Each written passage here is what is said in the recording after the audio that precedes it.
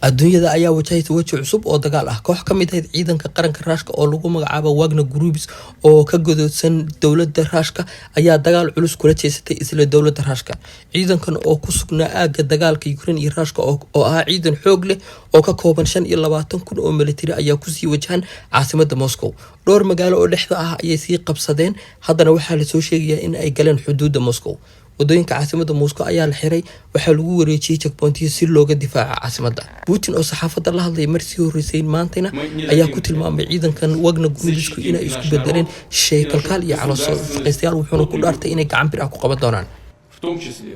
от внутреннего предательства. А то, с чем мы столкнулись, это именно предательство. Непомерные амбиции и личные интересы привели к измене.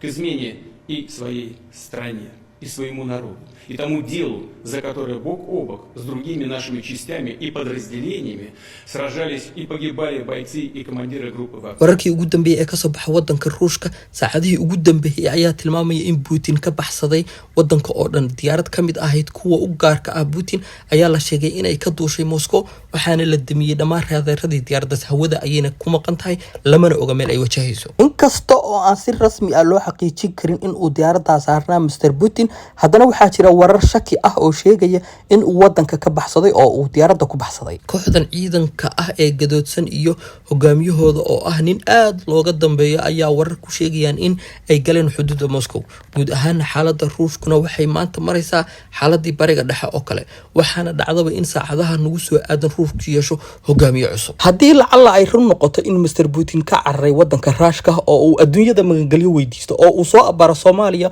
oo uu lacala magangalyana weydiisto maxay kula tahay in aan ka yeeli doono garan dawladda Soomaaliya maxay kula tahay inay ka yeeli doonto ma kula tahay inay magangalyo siin karto inaan soo dhaweyn karno adiga maxay kula tahay inaan ka yeelno nala wadaag aragtida daawada wixii ka soo kordha wadanka Ruushka oo xaaladiisu ay qasan tahayna halkan ayay kula soo tabin doona ila joog la soco muuqaaladii dambe nabaday